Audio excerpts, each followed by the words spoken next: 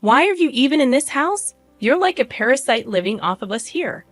As soon as the words left my mouth, my mother-in-law wasted no time throwing my belongings out of the window. I protested her irrational actions, asking, "What did you say?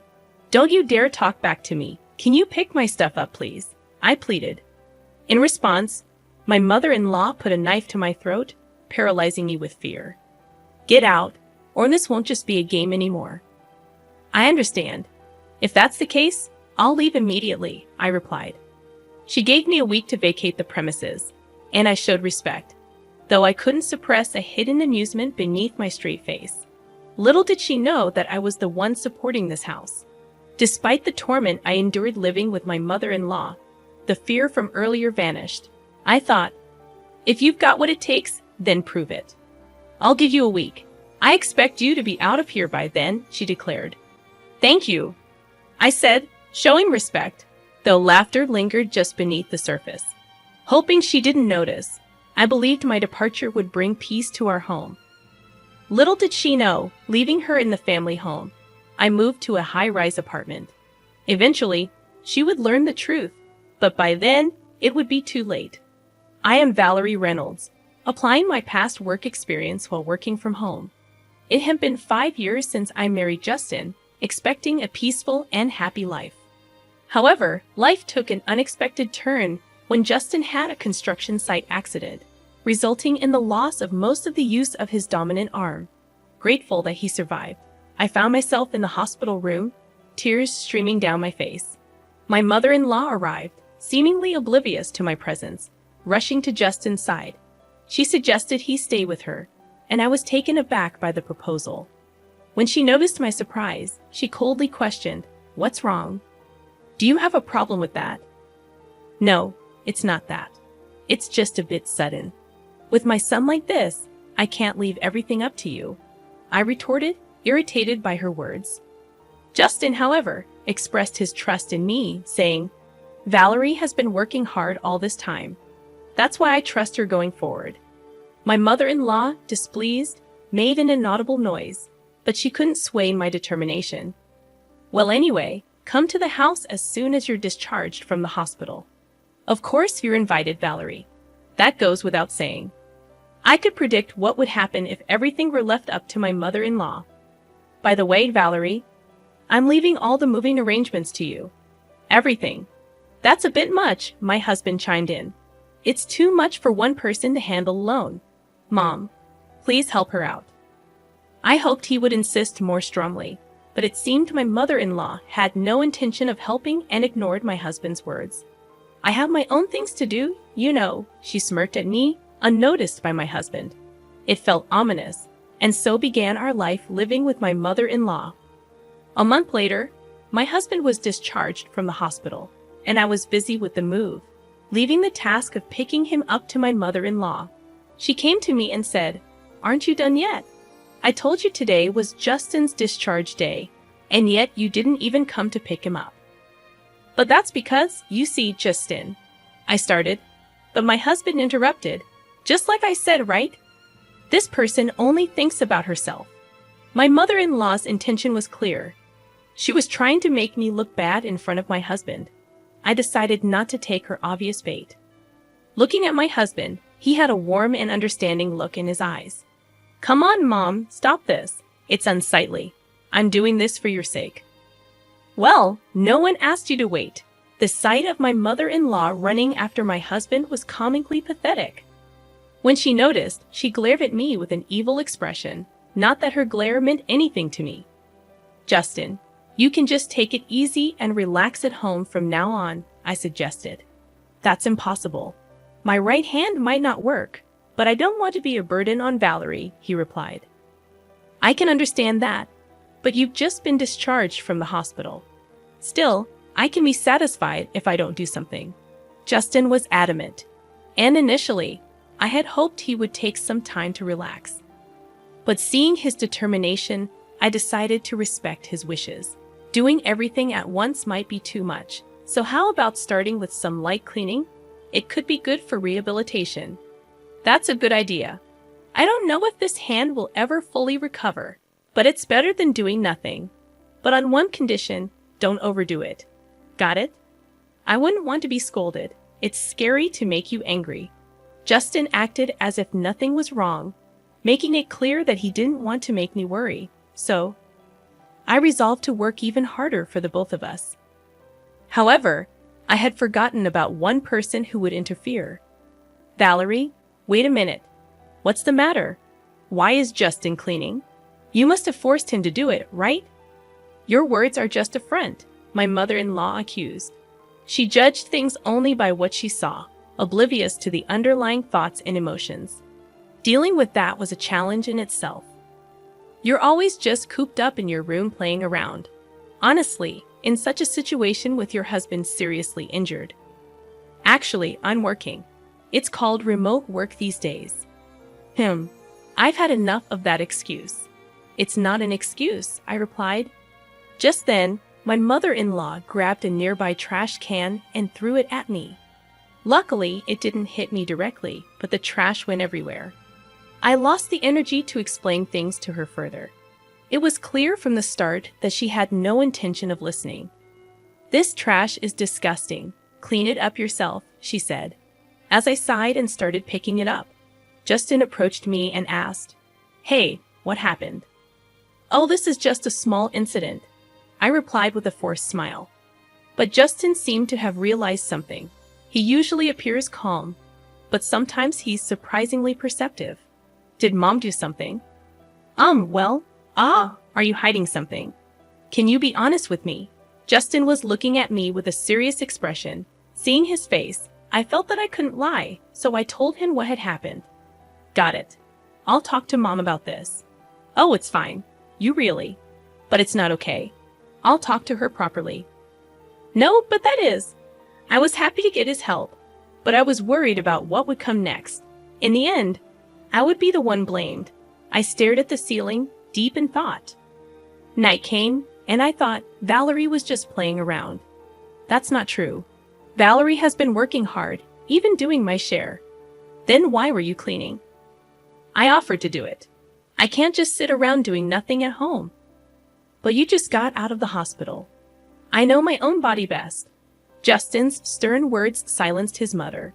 She might not have expected her son to speak to her like that. But if she really does think that she's above such things, she's just arrogant.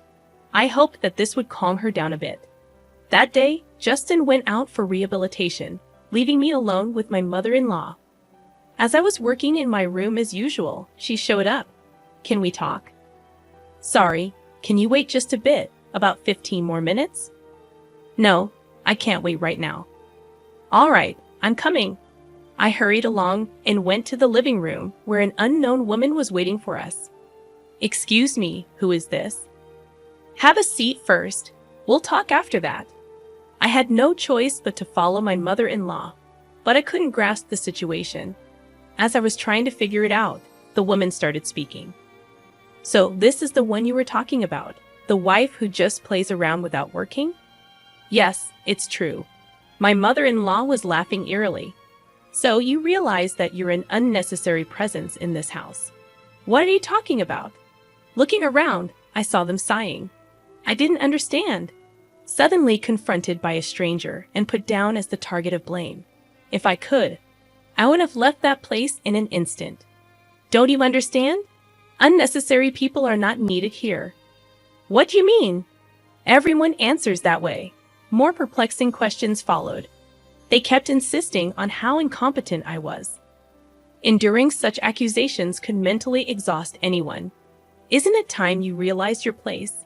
Shouldn't I be asking you how dare a daughter-in-law toy her mother-in-law, spending time on such unproductive things? Isn't it a waste of time? What the nerve of a daughter-in-law, really now? I felt like I was reaching my limit.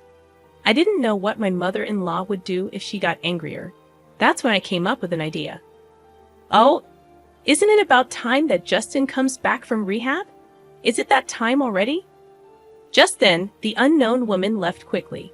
"I'll come again soon." "Okay, I'll be waiting for you. Let's talk again." My mother-in-law and her friend were fooled. In reality, Justin wouldn't be home for another hour. It was just getting good. Speaking of which, who was that woman? I finally asked a question that had been on my mind. That's Susan, a close friend of mine. She wanted to meet you after hearing about you. It wasn't hard to guess how my mother-in-law had introduced me, probably as a useless wife who does nothing but play around. I pitied my mother-in-law for doing nothing else but that. So that's the case.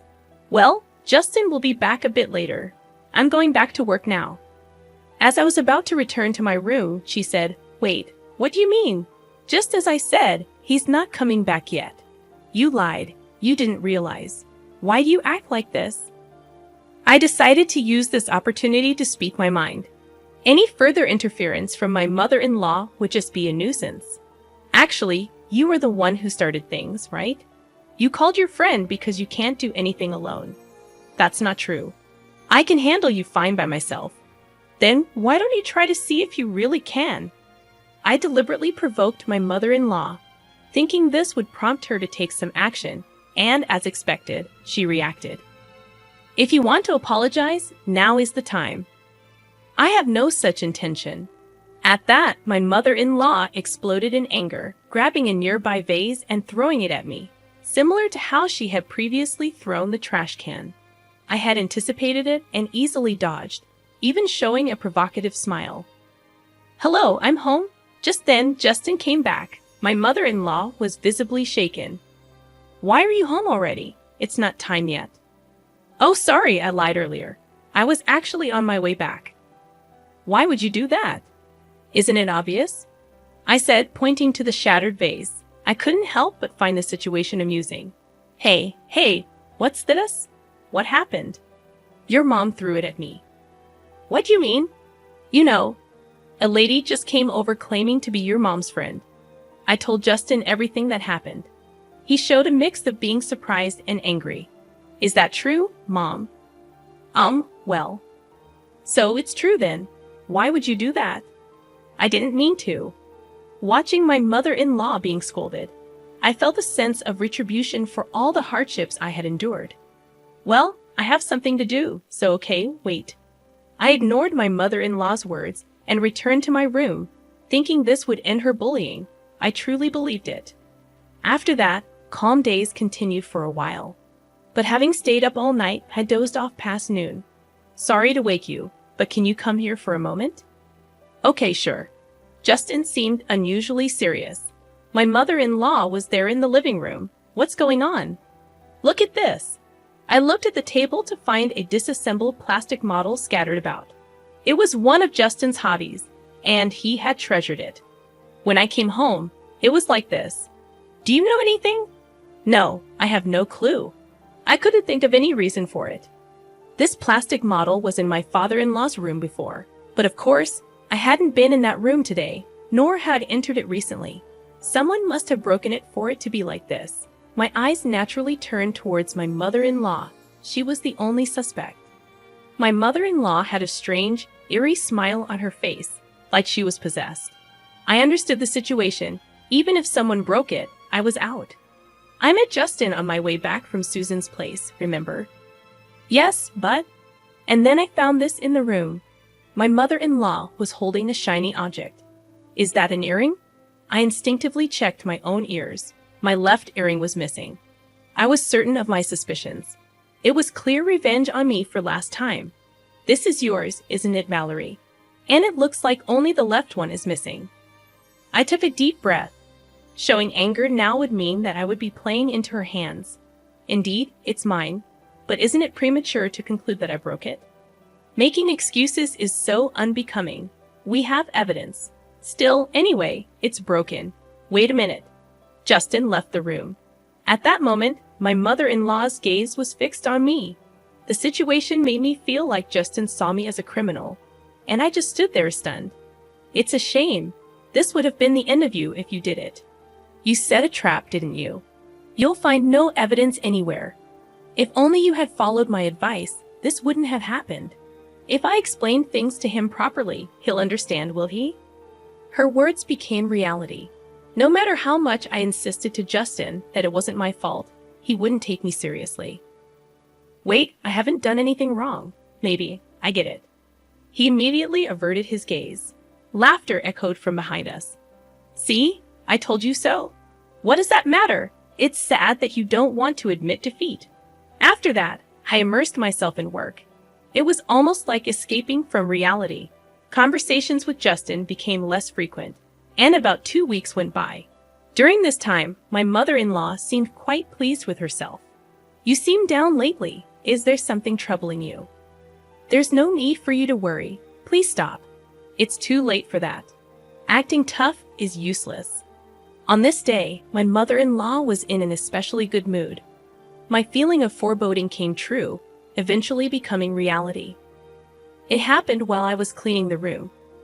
Why are you even in this house? You're like a parasite living off of us here. What's gotten into you all of a sudden? You always talk back, such a noisy daughter-in-law. After saying that, she threw my belongings out of the window. What are you doing? I protested her insane actions, questioning what had gotten into her. You're too noisy, always talking back. Can you pick my stuff up, please? I said, hoping for some reason to prevail. But as I said that, my mother-in-law put a knife to my throat. I was frozen in fear, unable to move. It's better if you stay still. A normal person wouldn't do this, I managed to utter, but my mother-in-law was clearly deranged. If you don't leave now, next time it won't be just a joke. I understand. I'll leave, I said, realizing that staying would only drag me further into her madness. You have a week. Leave before then, thank you. It was evident that staying would only worsen things. In her madness, my mother-in-law didn't understand who truly supported this house. She lived comfortably and leisurely thanks to me, yet she really knew nothing. Pack up quickly, she ordered, and I obliged. A smile formed on my lips as I bowed my head. But I couldn't let her suspect anything. I quickly composed my face. This will bring peace back to our home. I'm so happy, she remarked. But her happiness was short-lived. I couldn't help but think about the true hell awaiting her. After my mother-in-law had gone to bed, I explained the situation to Justin. I see. So it has come to this. Actually, I have something to tell you too, he said with a serious tone, surprising me. What? Yes, various things. We'll talk about it later, okay? His serious tone made me raise my voice in surprise, but he assured me we'd discuss it later. 3 days after being told to leave the house by my mother-in-law, I found a new place. Now the promised week was almost up. Well, today's the day of the promise. You understand, right? I asked Justin. Yes, the movers are scheduled to arrive soon, he replied. But when I inquired about Justin's whereabouts, he seemed to have gone out since the morning. Well, never mind. The thought of not having to see your face anymore is enough. I'm going out now. Make sure everything's clean, understood? I told my mother-in-law, smiling, though not genuinely. An hour later, the moving company arrived and loaded all my belongings. I contacted Justin. All packed up. Got it. Just make sure you get there safely, okay? See you later, he said, ending the call. I was excited to think about what would happen when my mother-in-law returned. Finally, the moment of completing the move arrived. What have you done? Justin's belongings are nowhere to be found. My mother-in-law exclaimed. Of course, we moved out together. No way. Do you want to check with him? I got out my phone, set it to speaker, and handed it to my mother-in-law, who still couldn't grasp the situation. Justin confirmed the plan, leaving my mother-in-law bewildered. This was my plan all along, Mom, I admitted. Justin, what's happening? Tell me, she pleaded. Actually, about the model kit incident, we know that you did it, Justin declared, putting an end to her denials. There's no way Valerie would do such a thing, he added, defending me. Why do you think that? Because it was a gift from Valerie. She wouldn't break it on purpose, Justin reasoned. My mother-in-law was at a loss for words, realizing that she had been supported by the very person she had mistreated. Well then, you'll have to manage on your own from here on out, Justin concluded. But I don't work. If you two leave me, that's the choice you made, she said, coming to terms with the consequences of her actions. Mom, it's no longer our business. Well, it's time for each of us to do our best, Justin remarked, ending the conversation. We felt relieved. We had hoped for a good relationship at first but quickly gave up. Now my mother-in-law chose her own fate. But why did you keep it a secret about that? What about Mom? It's like they say, deceive your allies to deceive your enemy, Justin explained. You can't mean enemy, I said in disbelief. We looked at each other and burst out laughing. Finally, we could have a peaceful life together. About a month later, Justin expressed some doubts. You seem down lately. Is there something troubling you? There's no need for you to worry. Please stop. It's too late for that. Acting tough is useless, I assured him. On this day, my mother-in-law was in an especially good mood. My feeling of foreboding came true, eventually becoming reality.